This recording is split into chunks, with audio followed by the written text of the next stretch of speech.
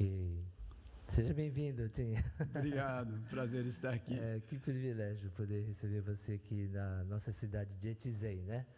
Então, Etisei é um lugar muito bonito, assim, é muito cercado da natureza, né? Então, a gente já tem morado aqui quase 20 anos, tem sido motivo de gratidão a Deus por ver a beleza daquilo que Ele criou, né? Mas ao mesmo tempo que você vê esse lugar tão marcado, tão bem marcado, né, com as estações,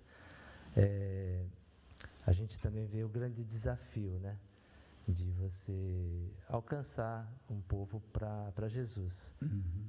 Eu sempre ouvi muito das estatísticas, né, do Japão, de ser 0,5%, 0,3%, né, da população como cristã, mas quando eu mudei para cá, essa estatística ficou bem visível, né, porque essa cidade tem 80 mil japoneses e somente, talvez hoje, 60 cristãos. Só tem 2 igrejas, né? Então aqui dá menos de 0,1%. E olhando todas as estatísticas assim do Japão, Fukui é uma das províncias que tem menos cristãos em todo o Japão. Que coisa, né? Então isso é um desafio, mas eu creio que Deus tem nos chamado aqui, né, para fazer história junto com essas igrejas japonesas e junto também com outras igrejas que Deus está estabelecendo aqui nessa cidade, né? Amém. Então, para mim é uma alegria poder receber. A gente está completando 25 anos de existência agora, né, em maio, e ter você aqui, né, fazendo essa visita e poder bater esse papo também, né? Tenho certeza que vai edificar, né? Vai abençoar a vida de muitas pessoas. Então, só para relembrar, né, como é que a gente se conheceu, eu coloquei esse gráfico aqui, né, que mostra o número de brasileiros que entraram aqui no Japão, né, desde 90, né? Então, eu praticamente cheguei aqui no Japão em 89, né? Eu tenho até essa foto aqui quando ainda existia a Varig. Mas aí eu fui trabalhar em fábrica, né? E durante alguns anos, então, eu pude ver também, né, esse número de brasileiros chegando aqui no Japão. 91, né, que foi um ano diferenciado, porque aí você vê esse pico, né, de tantos brasileiros que vieram, e junto com toda essa leva de decassegues, né, dos brasileiros, também vieram muitos cristãos, né? E eu lembro que eu tive a oportunidade de conhecer o Jurandir Yamami, né? E eles realmente têm sido uma boa referência assim para minha vida, né?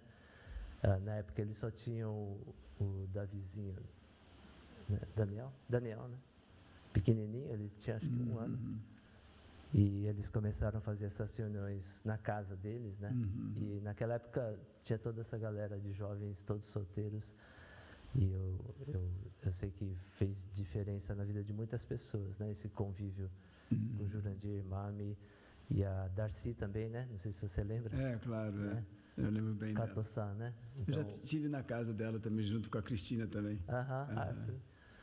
Então, ela também marcou muito a minha vida aqui no Japão. E tinha mais uma família, que era o Zé Sérgio. Certo, né? Que também a gente fazia as reuniões na casa deles e andava...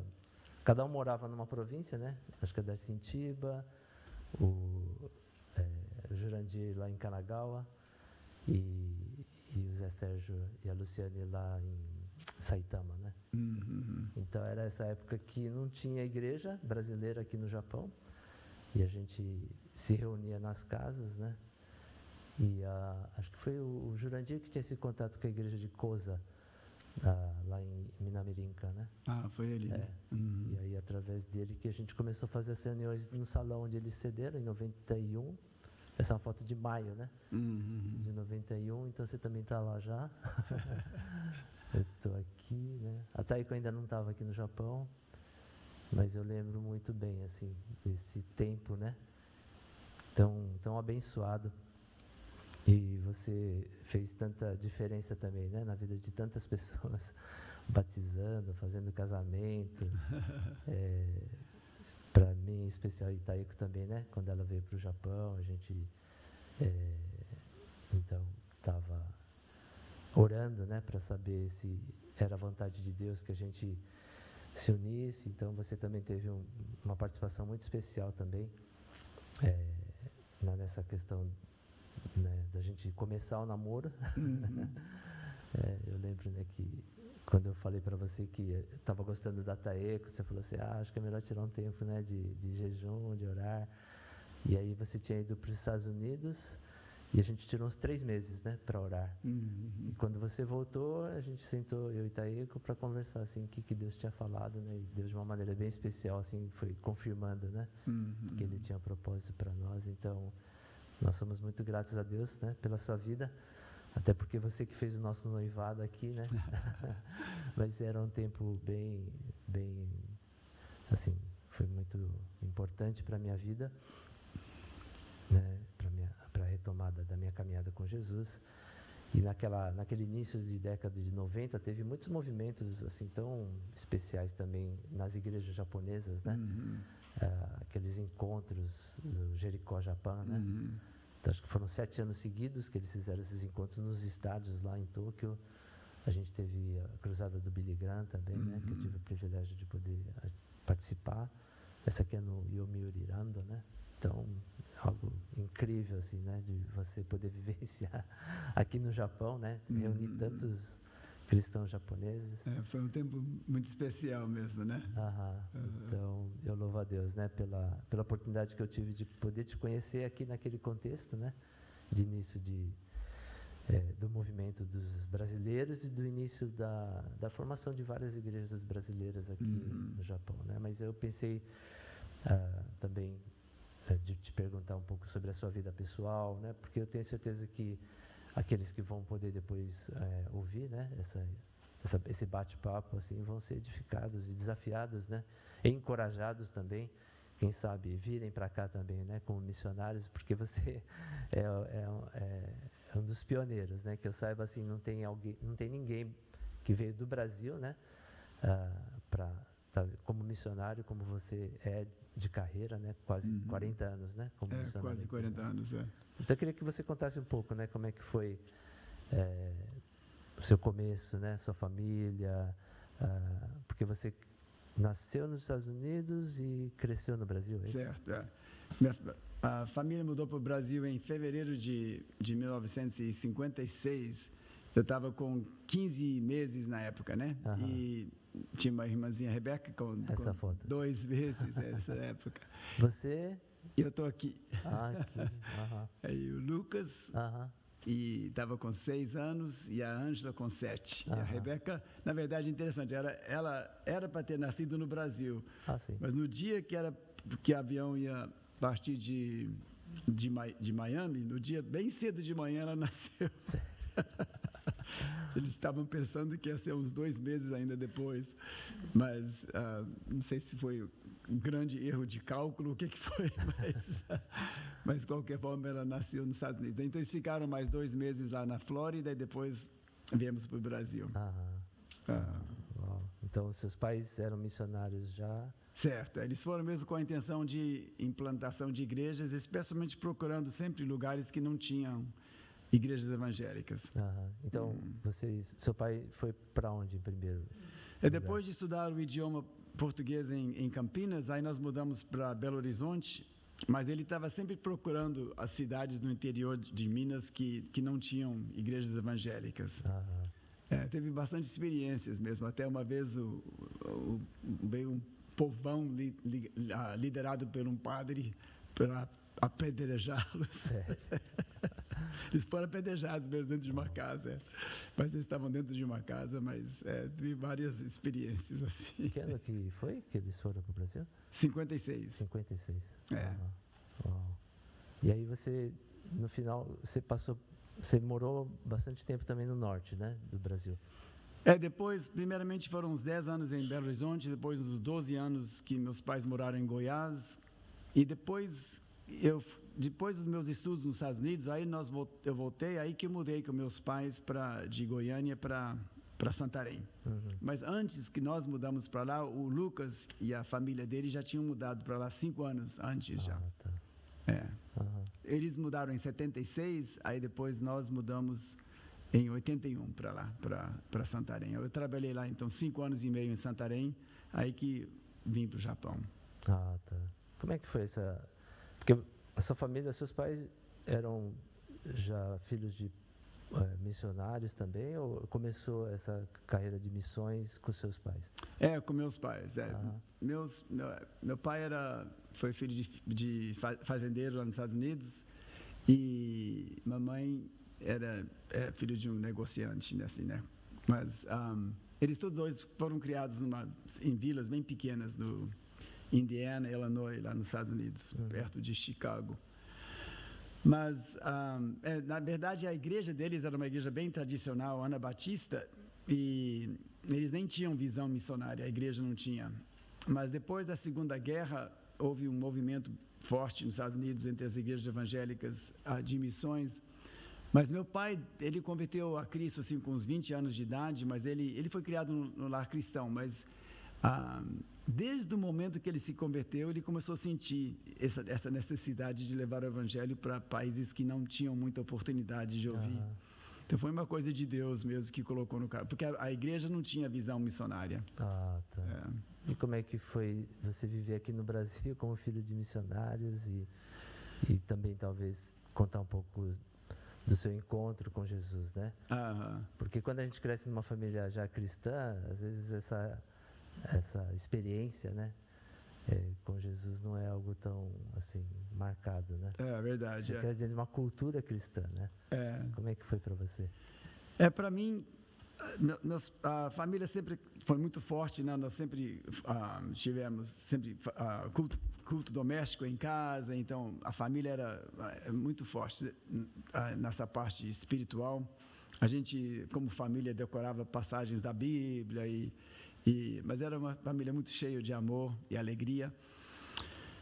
E é claro, eu com 7 anos de idade, eu perguntei à minha mãe como que eu poderia ir para o céu. E ela, então, explicou o evangelho de novo para mim. E nós ajoelhamos lá no assoalho lá da cozinha e eu pedi Jesus para entrar na minha vida e ser meu Senhor. Mas é claro que a gente vai confirmando essa decisão, né? Fazendo novas decisões. E eu fui batizado com 13 anos.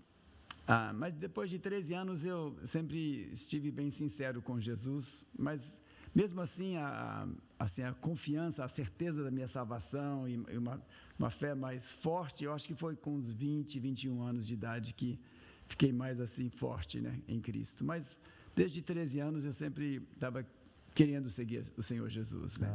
Então, com os 20 anos mais ou menos que você teve esse compromisso maior, assim, mais firme. Mais forte no sentido de mais certeza da minha salvação, mais confiança da minha fé. E aí esse chamado para ser missionário também, e especialmente vindo aqui para o Japão, como é que apareceu no seu coração?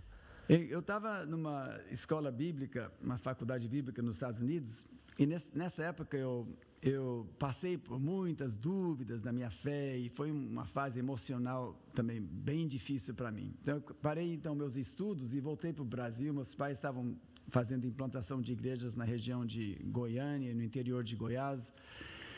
E nessa época, emocionalmente eu me recuperei e depois eu me envolvi muito com uma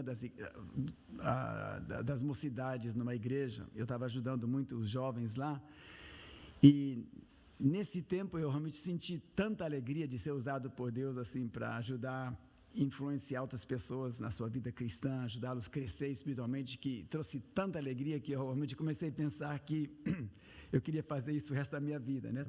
Trabalhar com pessoas para conduzi-las para Cristo e discipulá-las. Então, esse foi um tempo bem mesmo assim marcante na minha vida, né? Quando eu envolvi trabalhando com jovens, eu estava com, acho que uns 19 a 20 anos, eu acho.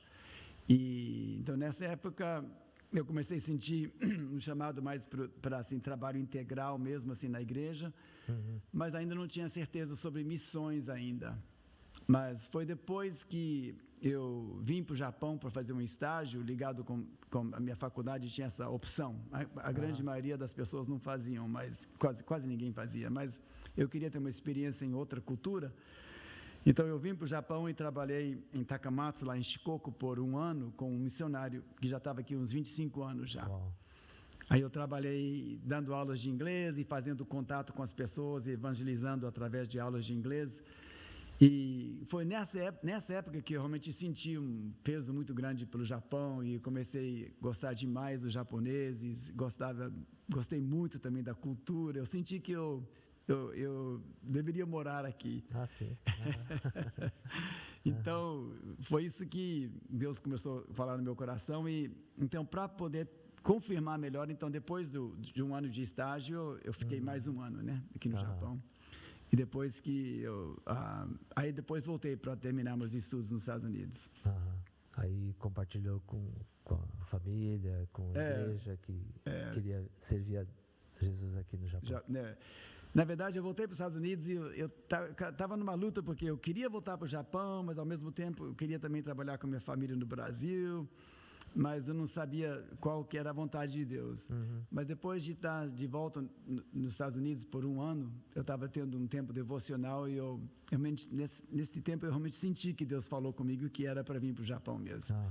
Então, daquele ponto em diante, eu nunca mais duvidei. Assim, eu sempre pensei que realmente era da vontade de Deus. Apesar que eu voltei para ajudar a minha família lá em Santarém, e o trabalho estava começando a crescer, então eu fui para ajudar 1 ou 2 anos, mas o trabalho começou a crescer tão rápido que demorou 5 anos e meio para poder treinar outras pessoas e eu poder, então, para poder voltar para o Japão. Né?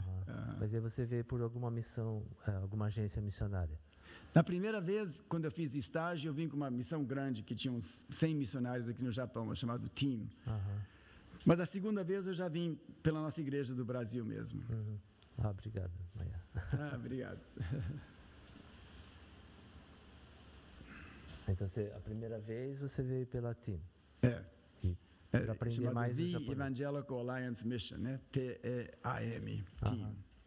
Aí você veio mais focado para o aprendizado em japonês e trabalhar junto com esse missionário que já estava aqui no Japão. Certo, meu trabalho era mais evangelismo através das aulas de inglês, né?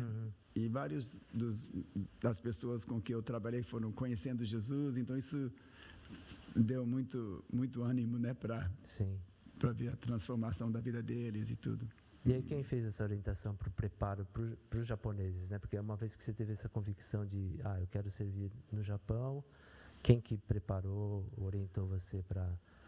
Esses 2 anos com esse missionário, ele era muito usado por Deus. Ele realmente conduziu muitos japoneses para Cristo. Ele mesmo iniciou muitas igrejas aqui no Japão. Então, eu aprendi muito dele. Inclusive, mesmo depois voltando permanentemente, em 1987, que eu voltei permanentemente no Japão, mas ele continua a ser assim, um mentor. Às vezes, quando eu tinha um problema difícil na igreja, eu ligava para ele e perguntava o que eu devo fazer nesse caso. Então, ele continua sendo assim, um mentor para mim, né? Sim. E aí o aprendizado da língua japonesa também fez parte, assim? Quando eu voltei permanentemente, aí eu fui para uma escola de aprendizagem da língua, assim, para missionários mesmo. Então, eu estudei em tempo integral por um ano. Por um ano?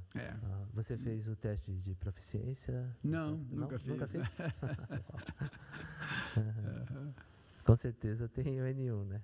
Talvez não. E como é que foi começar, então, um trabalho? Foi do zero, então, que você começou? Em 87 que você veio?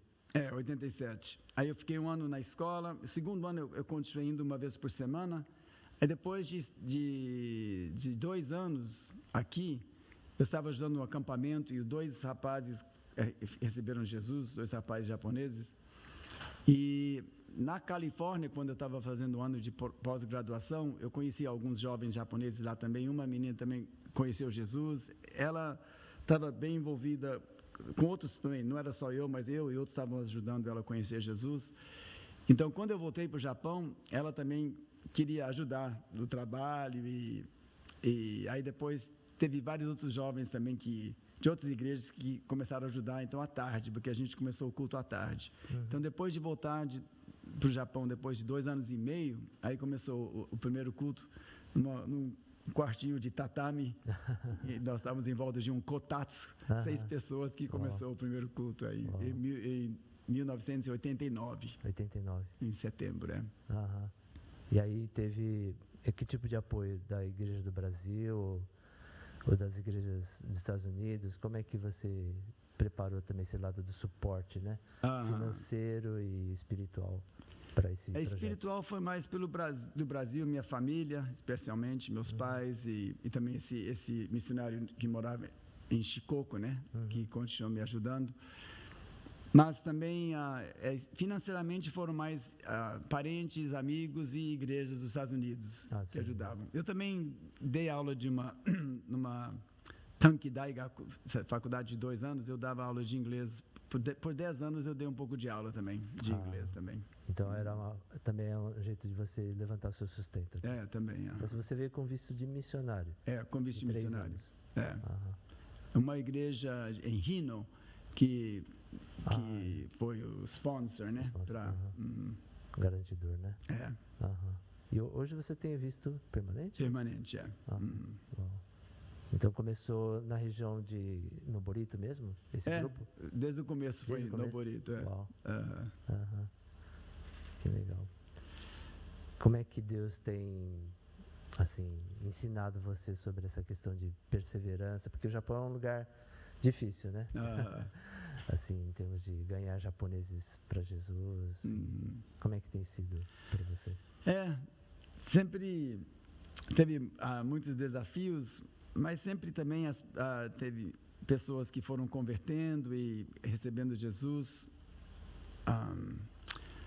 Talvez foram uns 26 ou 27 anos atrás, nós começamos usando bastante a área de gospel, de corais de gospel music, e é um tipo de música que é mais pelos negros americanos, né? Que na história da escravidão e depois então é o estilo de música que é muito energético. Então mas os japoneses, eu acho que é uma forma deles se expressarem, porque normalmente eles são bem tímidos, né? E não se expressam muito, mas nesse gospel music, então eles cantam e eles gostam de imitar mesmo o estilo americano, né? Então, para eles é uma forma de se expressar. E interessante porque a música também é bem emocional, e muitas das pessoas que começam a cantar, especialmente as mulheres, elas sentem mesmo o Espírito Santo tocando no coração delas, sem até entender muitas palavras, porque muitas vezes as músicas são em inglês. Mas muitas pessoas choram, né, cantando, e depois quando começam a entender sobre quem é Jesus e tudo, que vão entendendo por que estão sendo tocados, né? Mas nós tivemos muitas conversões através da... O início foi estratégia com aulas de inglês. Aulas de inglês, Depois, mais recente, que foi com esse trabalho com gospel. Com gospel, bem no início eu comecei logo uma escola de inglês, e realmente vários dos nossos líderes vieram da escola de inglês, né, que foram convertendo. Então, nos primeiros anos, o seu foco realmente foi só com japoneses. E como é que foi o seu encontro com a comunidade brasileira? E o que te levou a se envolver? Na verdade, até essa foto aqui também, essa senhora Taeko, ela era também, eu acho que a 8ª pessoa que batizou. Mas ela também começou. Eu fiz um estudo bíblico em inglês, evangelístico, e ela participou disso. Mas várias pessoas também que estão aqui na foto também. Essa foi a menina que converteu na Califórnia, né? E depois ajudou a gente. Ela acabou casando com ele. Eles até hoje são obreiros da igreja. Mas aos poucos as pessoas... no início a gente dava aula de inglês, e sempre eu dava mais uns 15 minutos a 20 minutos além, aula de graça da Bíblia, né? Então era opcional, mas praticamente todo mundo ficava. Aí então assim a gente podia compartilhar do Evangelho através desse tempo, né? Essa é uma foto lá de Minamirinca, né? Certo. Então teve uma época Natsukashi. A gente chegou a ter quase mais de 100 pessoas, né, nos cultos. Eu acho que quase não tinha pastor que falava português, né, na não época. tinha, né? No início de 90 não tinha missionário, pastor. Eu lembro uma vez que nós contamos umas 21 denominações representadas. Era um juntamento de... Era de Igreja Universal, Batista, Presbiteriana, Assembleia, era tudo. E o pessoal vinha de longe, né? É verdade. 1 hora, 2 horas de trem, porque realmente não tinha, né? Então, essas são fotos. E o que fez você se envolver com os brasileiros? O trabalho japonês já tinha iniciado e estava bem pequeno ainda. Eu acho que nós só estávamos reunindo talvez umas 8 a 10 pessoas, 12 pessoas, mas pelo fato que eu podia falar português e a necessidade estava tão grande, e também eu podia perceber que pelo fato que estava sendo difícil nessa transição dos Nikkeis voltando aqui para o Japão, então muitos estavam muito abertos para o Evangelho, então a gente percebia que era uma porta mesmo, né, para essas pessoas poderem conhecer Jesus. Mas para mim foi muito bom, porque eu estava no início do trabalho, estava meio uma época difícil, algumas pessoas acabaram desviando, voltando, assim, separando de Cristo, e o trabalho dos Nikkeis foi bem animador para mim, né? Porque tinha muita recepção e muitas pessoas convertendo, então foi um tempo bom para mim.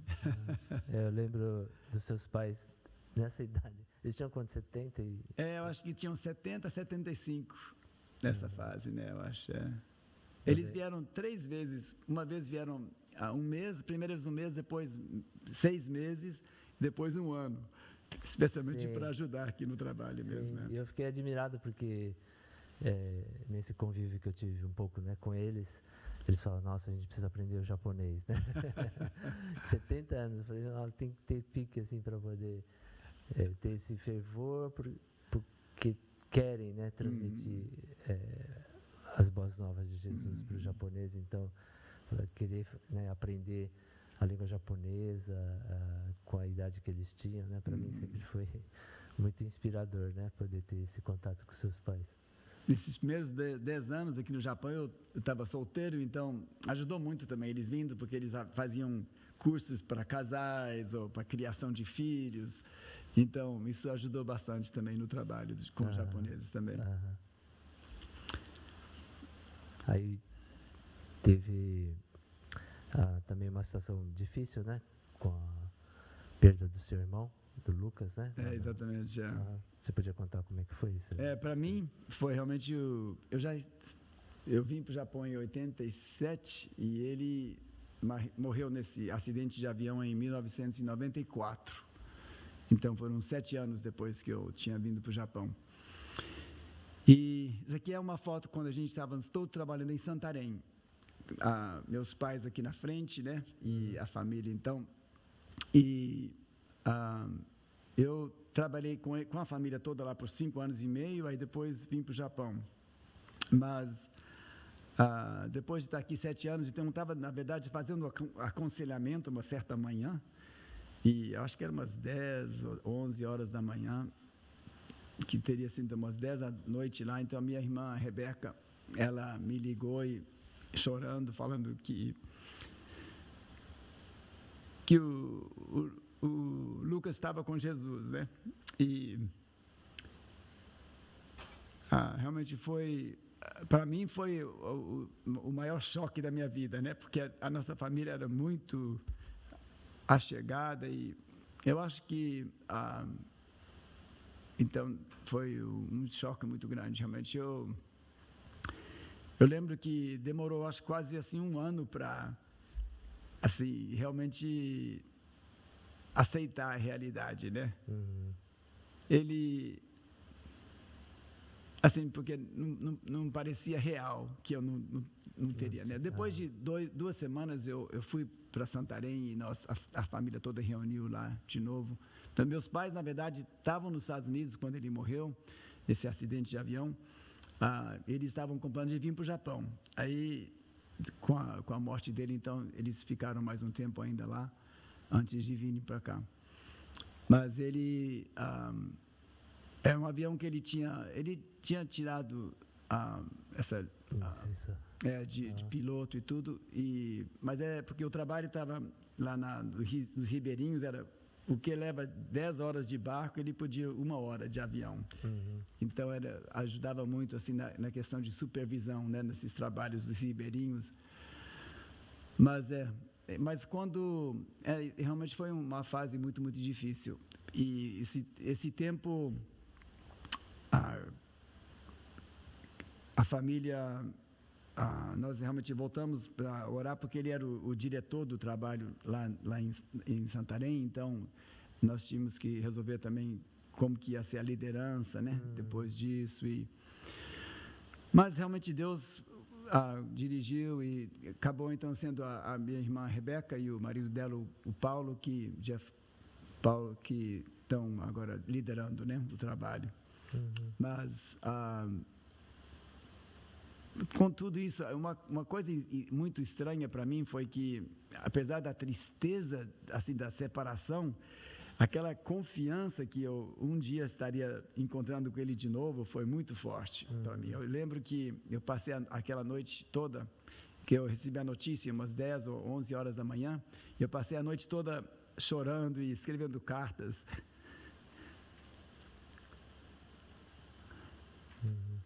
Para a família, né? Mas a coisa interessante é que, ao mesmo tempo que da tristeza, também sentia aquela paz, sabendo que Deus estava em controle, que Deus ia usar tudo para a glória dele. E também aquela certeza que a gente ia encontrar de novo, né? Essa confiança foi uma coisa que eu nunca tinha experimentado antes, que até me deu confiança que qualquer crise que a gente tem, sempre Deus vai dar a graça necessária para aquela hora, né? Eu senti isso muito forte, que até me ajudou a saber que na hora da morte também, que Deus vai sempre dar a graça que precisa para qualquer situação. Então isso foi um momento muito forte na minha vida, nesse sentido de confiança em Deus, né? Que Deus está em controle, apesar do que acontecer, mas sempre Ele está em controle de tudo, né? Sim. Para a gente que tem essa experiência de sair do Brasil, deixar toda a família lá, né? E essas experiências de perda é bem difícil, né, para a gente, né? Foi bem difícil. Mas é uma oportunidade de experimentar a graça de Deus, né? Exatamente. O consolo de Deus, né? Eu tenho experimentado isso também. Bem nesse dia que ele faleceu, que ele foi para a glória, estava na região lá de Noborito, estava tendo o Hanabi, né? Os fogos. E eu lembro saindo fora à noite e olhando tudo e pensando, estamos celebrando a ida do Lucas para o céu. Como foi para a Cris e suas sobrinhas? Claro que para eles realmente foi... E depois como é que foi essa conexão sua com a Cris? Realmente, para a família dela, claro que foi uma coisa muito, muito difícil. Mas ela realmente lutou muito, né, espiritualmente, para manter a fé, e ela fala que, ela compartilha que toda manhã ela levantava bem cedo, umas 5 horas da manhã, e levava umas 2 horas com Deus, ela tocando violão, cantando para Jesus, e que isso que fortalecia ela, que aí ela podia sair e enfrentar o dia com alegria, né, mas que se ela deixava seguir as emoções dela, que ela ficava totalmente em depressão, mas ela sempre escolhendo assim pela fé, né, que vai andar pela fé e ficar com os olhos mesmo em Cristo, e assim então ela pôde superar. Mas os filhos estavam com a filha mais velha tinha casada 2 meses antes que o Lucas morreu, a Sara, e a Sara estava com 19, a Esther com 18, e aí os filhos estavam com 10 e 13 anos. Então, mas para os 2 meninos eu acho que era o mais difícil. Mas claro que foi super difícil, né, para a família toda. Mas, graças a Deus, Deus deu a vitória. Todos agora estão servindo o Senhor Jesus. Isso que é importante, né? Eu lembro que você, assim, nunca se preocupou muito nessa questão de estar aqui no Japão solteiro. Né? E se fosse para viver solteiro, você estaria bem tranquilo, bem resolvido, né? Certo. Mas aí como é que foi essa questão de sentir direção para se unir com Cristina? Depois de 2 anos e meio depois da morte do Lucas, meus pais estavam celebrando as bodas de ouro, 50 anos de casamento, então nós todos reunimos lá em Santarém e passamos uma semana juntos numa casa de alguma família que tinha uma casa de férias. E durante essa semana que nós estávamos todos juntos, então, na verdade, foi a filha mais velha da Cristina, a Sara, que ela perguntou à mãe: o que você acha do Timóteo? Depois ela conversou com ela, depois conversou comigo. Uhum. Mas eu tinha pensado nessa possibilidade, mas ao mesmo tempo ela mora, né, na Amazônia, para vir para o Japão, sim, com filhos e tudo, então eu sabia que teria sido bastante desafio. Mas eu comecei a orar, voltei para o Japão e levei também uns 3 meses também orando e pensando, aí jejuando também. Aí depois de uns 3 meses, que isso foi em dezembro, quando as bodas dos meus pais, em janeiro, em março, foi bem na época do aniversário dela, eu liguei, aí eu perguntei se ela gostaria de orar sobre essa possibilidade de casar comigo e viver no Japão. Uhum. Então, mas ela ficou super feliz e nós começamos então a comunicar bastante e Deus foi confirmando, né? Uhum. Eu acho lindo quando eu encontro com a Cris, né? Assim, de ver como ela tem paixão pelo povo japonês também, né? E tem se esforçado e hoje consegue discipular, né? Japoneses. Ela até traz mensagens já em japonês. Já. Incrível. Porque ela está quase 30 anos, né? 27 anos. 27 anos, né?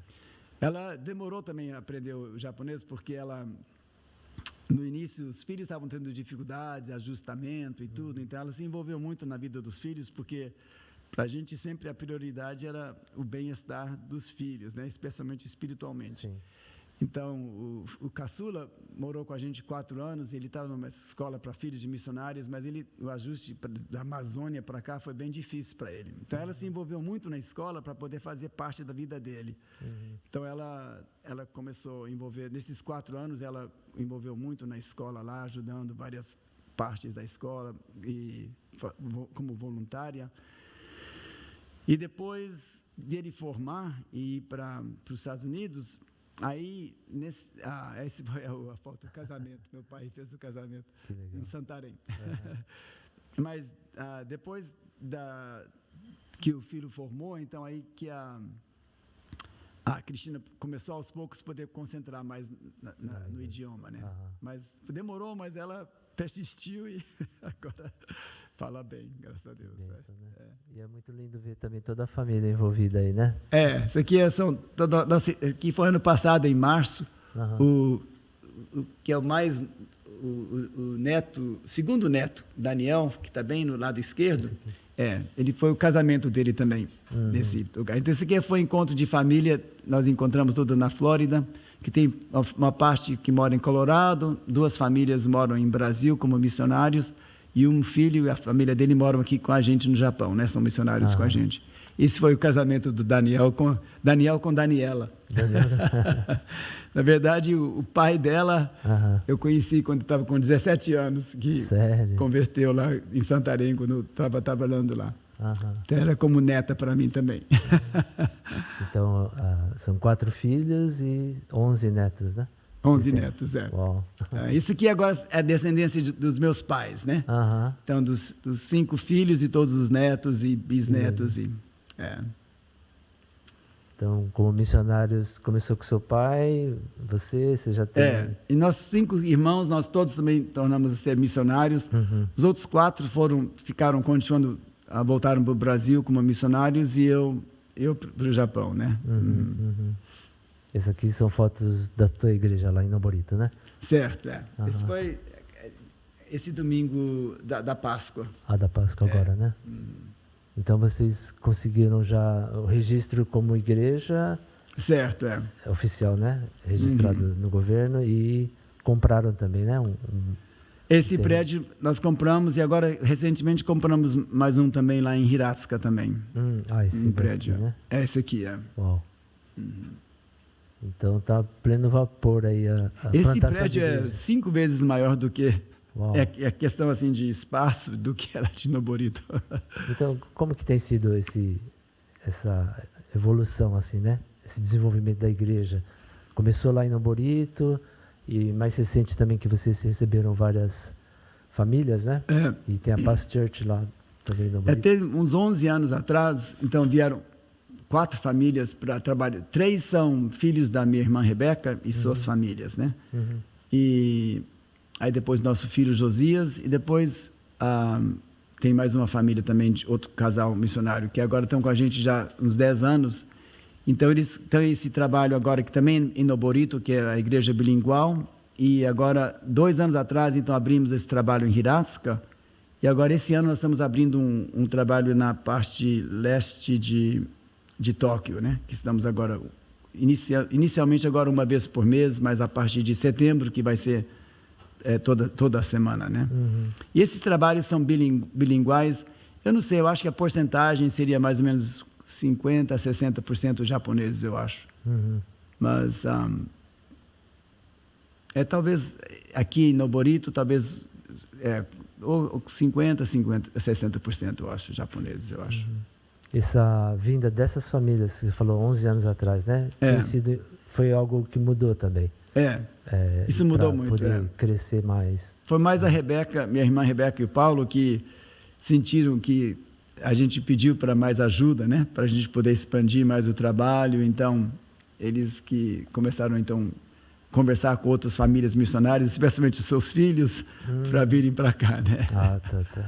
Então, teve esse trabalho de, assim, desafiar, né? Exatamente. Famílias para virem para o Japão. E aí a vinda desse grupo tem feito bastante diferença. Fez muita diferença. Se não tivesse vindo, talvez continuaria naquele ritmo, assim. Teria sido mais... É porque também a igreja estava aos poucos crescendo, mas sempre demorando bem mais lento, né? Uma boa parte da igreja japonesa, eu acho que pelo menos umas 20 pessoas vieram para ajudar com esse trabalho da igreja bilingual também. Então, bastante da liderança japonesa deles vieram da igreja japonesa, né, para ajudar esse trabalho. E vocês também têm se envolvido com missões na Indonésia? Como é que foi esse começo? Fazem muito tempo já, eu acho que mais de 20 anos que desde o começo eu sentia que a igreja, é sempre importante que a igreja sempre tenha uma visão missionária também, né, além das suas próprias fronteiras. E nós estamos trabalhando com os povos islâmicos da Indonésia, que a porcentagem de evangélicos é bem menos do que Japão até, né? Apesar que tem povos lá na Indonésia que são cristãos e a porcentagem em geral do país é bem mais alta do que do Japão. Mas esses povos com quem nós trabalhamos, eles são a porcentagem é bem menos. Então nós começamos a enviar até várias equipes japonesas para irem lá uma vez por ano para se envolverem um pouco com as crianças dessas vilas. São pessoas bem pobres, então tem sido uma boa experiência, né, para os jovens poderem conhecer esses outros povos. E também nós ajudamos a financiar vários obreiros lá para trabalharem evangelizando, né, entre esses povos. E ultimamente algumas pessoas começaram a ter conversões agora também a Cristo, né?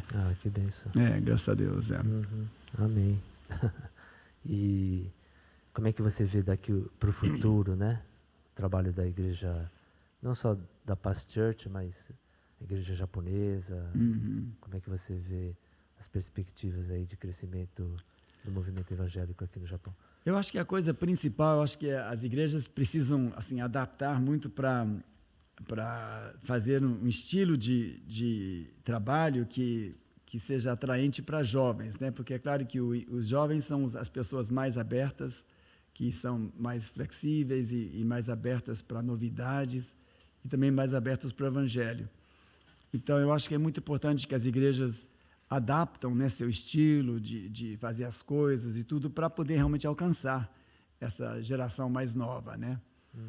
E a gente tem notado que esse trabalho bilingual é bom porque muitas pessoas querem praticar o inglês e também eles gostam de fazer essas amizades internacionais. Então, quando tem um trabalho que é assim, que usa também o inglês, então envolve várias pessoas, né, de outros países. A gente tem pessoas do Vietnã, da Índia, das Filipinas, de vários lugares, né, que vem. Então, cria esse clima bem internacional, que também é bem atraente para os jovens também.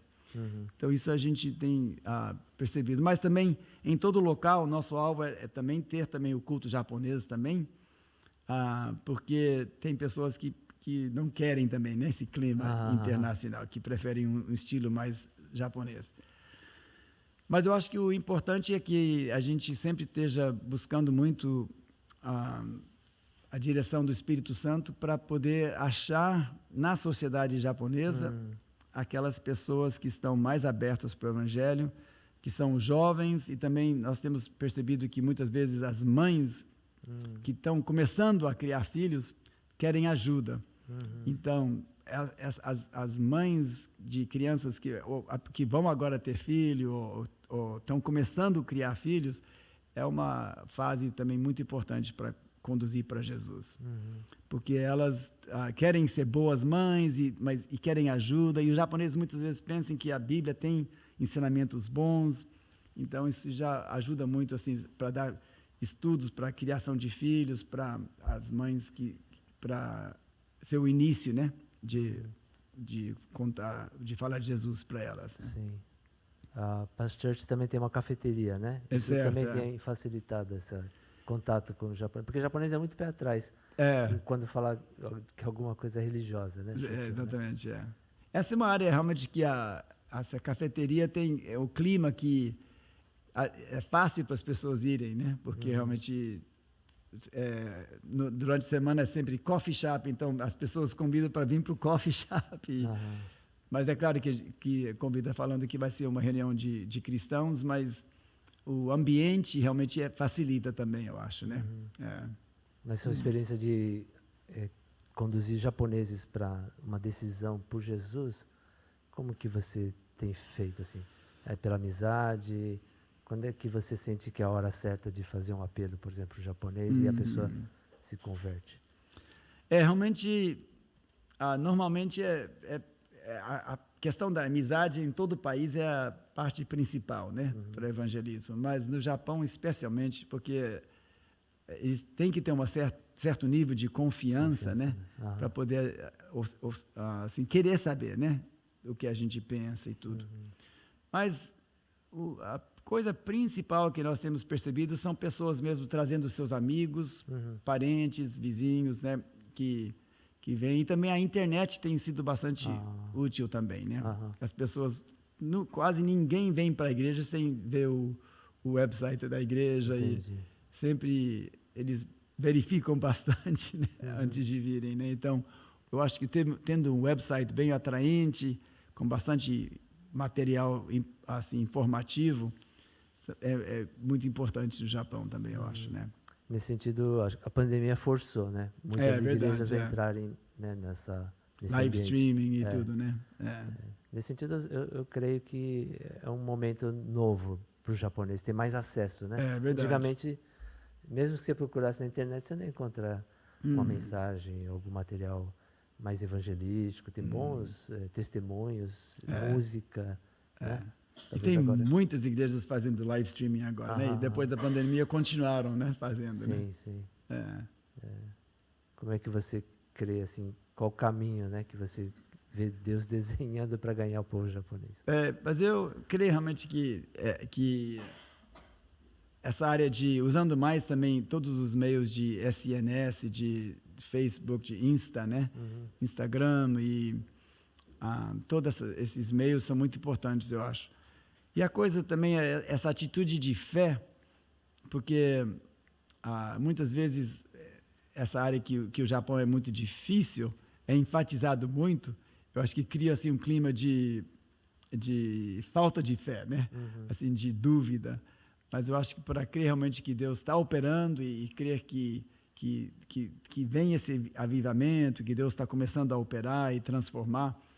Tem muitos jovens realmente que tem a situação econômica do Japão, do mundo, com todos esses problemas políticos, né, com a China e Taiwan e as guerras que estão acontecendo. Então, acho que tem muita gente com essa atitude bem pessimista Então, para nós tendo uma atitude positiva, de fé, de confiança, de alegria, isso tudo afeta muito também as pessoas, né? Amém. Qual o conselho que você daria para quem está sentindo um chamado para vir para o Japão? Realmente, o Japão é um país que ainda tem o que mais ou menos 0,3, né? Dizem 0,3, 4, 5, mas realmente a porcentagem de evangélicos. E atualmente, depois da guerra, houve bastante crescimento, mas essas pessoas estão todas quase morrendo agora, né? Essas pessoas que converteram logo depois da guerra. Mas, infelizmente, muitas igrejas no Japão, depois da guerra, eram igrejas que foram muito influenciadas pela teologia liberal. Dizem que, no final da Segunda Guerra, que 65% das igrejas eram igrejas com teologia liberal. E cabe, então, uma das primeiras coisas que as igrejas que vão para esse lado, é que tem outros meios de salvação além de Jesus, né? Tá. Então, isso realmente afetou muito o crescimento, por causa que depois da guerra foi uma oportunidade tão grande. Então, se todas as igrejas fossem evangélicas naquela época, teria sido um resultado bem diferente, eu acho. Entendi.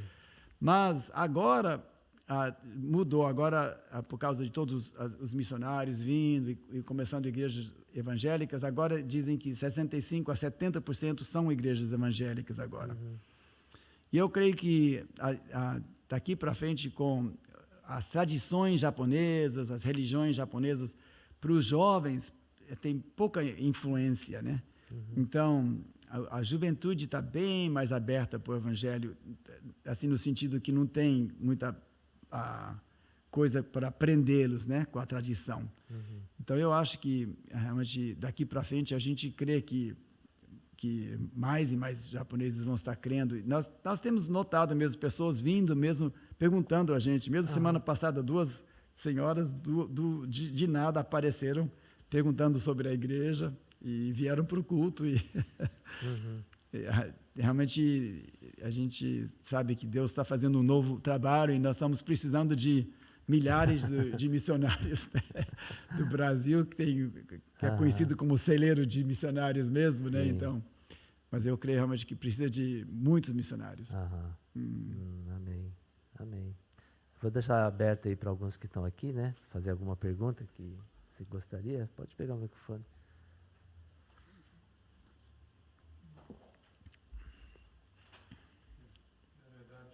Eu tenho que pegar o microfone.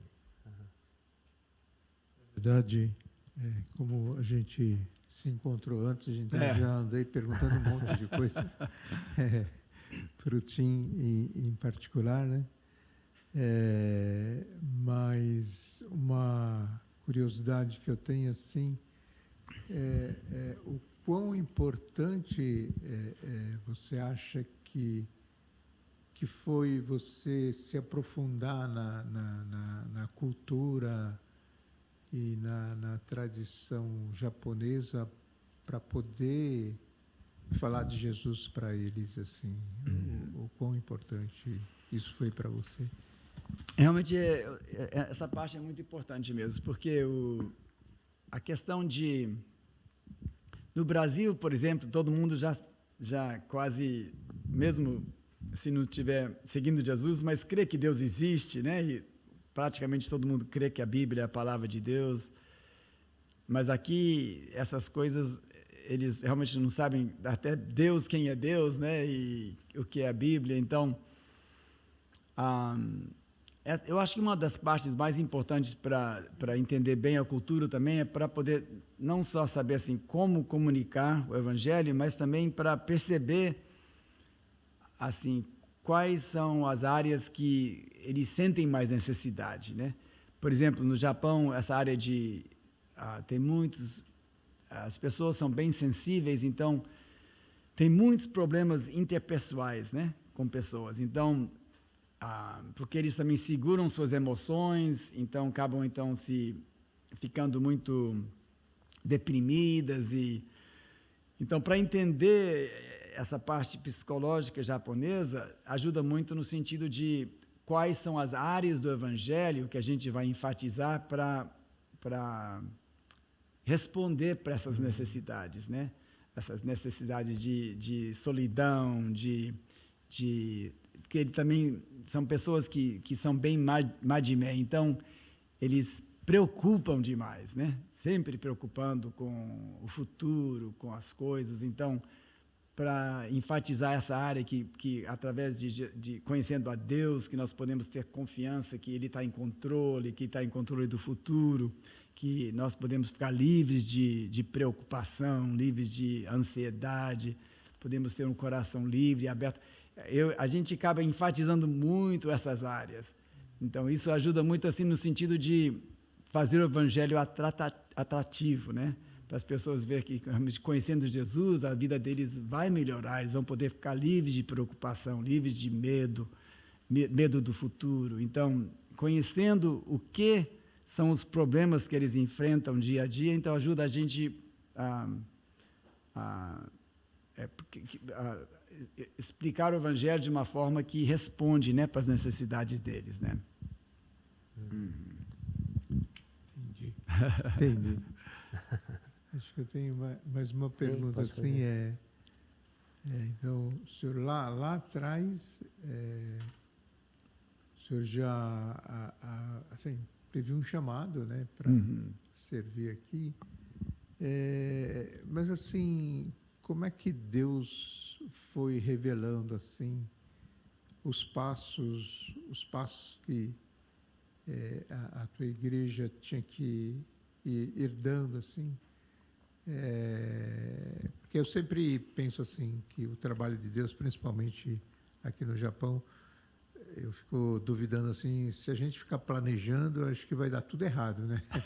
Deus é quem tem que revelar, porque é tão intrincado e complexo, né? Então eu só queria ver se assim, o senhor percebeu Deus te dando visão daquilo que deveria ser feito para a igreja dar seus passos e evangelizar os japoneses. Aqui, a igreja aqui do Japão, sim, né? Sim. A gente, desde o começo, nós enfatizamos muito, assim, grupos pequenos e também discipulado. Então, essa é uma área que a gente tem enfatizado muito, porque para eles se tornarem assim efetivos em evangelizando para os outros, eles precisam, é claro, que primeiramente crescerem espiritualmente, né? Claro que acontece simultaneamente, mas essa parte também de grupos familiares ou células ajuda muito também, eu acho que os japoneses, no sentido de ter um lugar em que eles sentem realmente parte de uma família, né? Então, nós procuramos de ter uma atmosfera assim, de muito amor, alegria, né, desses grupos familiares, e a gente incentiva eles também para fazerem outras atividades, mesmo durante a semana, fazerem piqueniques juntos, coisas assim. Então, não só ajuda os não cristãos para acharem algum lugar onde eles podem realmente sentir parte de uma família, mas também com os grupos pequenos, a gente está automaticamente também treinando novos líderes também.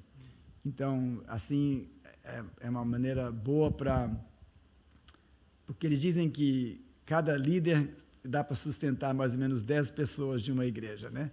Então, para poder ter um crescimento sadio, em que as pessoas podem continuar sendo bem cuidadas, então, eu acho que a única maneira realmente são essas células, né, com discipulado.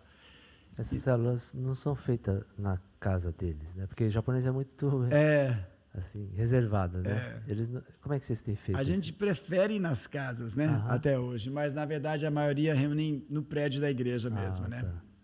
Tá. E também pelo fato que eles vêm de várias partes diferentes, então a gente acaba sempre quase tendo, então, termina o culto, então as pessoas trazem seu próprio bento, ou se não vão para os convenios perto e compram e vêm. Aí reúnem lá mesmo, né?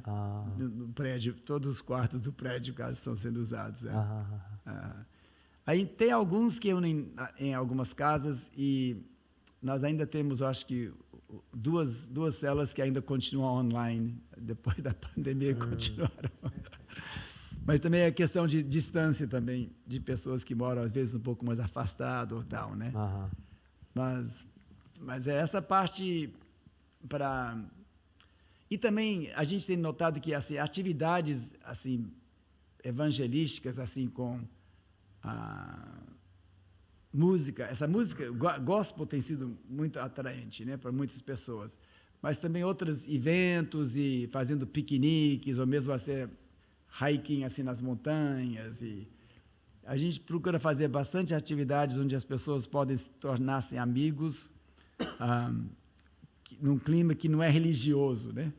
Porque aí depois de ter essa amizade, aí é mais fácil para eles virem para outra atividade da igreja. Tá? Apesar que eles sempre sabem que a atividade é da igreja, mas num clima que não aparenta religioso, né? Obrigado. Então, tenho uma pergunta sobre como está e o que vocês têm feito em relação... sei que você falou sobre os grupos familiares para ajudar a levantar a liderança, formar, mas, assim, no sentido teológico, para ministério, como que está esse andamento, assim? Uns 5 anos atrás, nosso filho mais velho, o Josias, e a esposa estão trabalhando com a gente, né? E ele, então, foi uma visão que Deus deu para ele para formar um tipo de escola que estaria usando mais, assim, estudando online, porque as pessoas estão todas muito ocupadas, né? Trabalhando e tudo. Então, nós montamos uma escola online bíblica, então, e tem sido bem... Deus está usando bastante mesmo. Nós temos bastante alunos.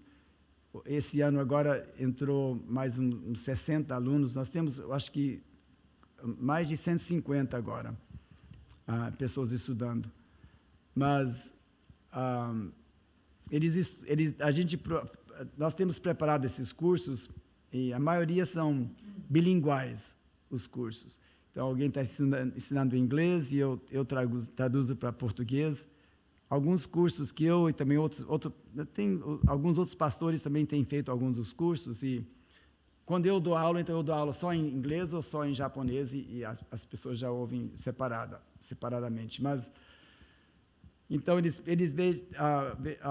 assistem 3 vídeos por semana, e depois tem um grupo de discussão que eles fazem, assim, mais ou menos de 20 a 30 minutos por semana, e que também fazem online também. Então, são divididos em grupos de 4 ou 5 pessoas, e então eles compartilham um com o outro o que Deus falou com eles através das aulas daquela semana. Então, o curso é lento, então, eles estudam só um pouco por semana, e por isso, então, demora 4 anos, né? Então, nós tivemos a primeira formatura agora, esse ano, em janeiro. Uau. Graças a Deus. Glória a Deus. Quantos alunos? Agora está com mais de 150. Não, que agora vão formar.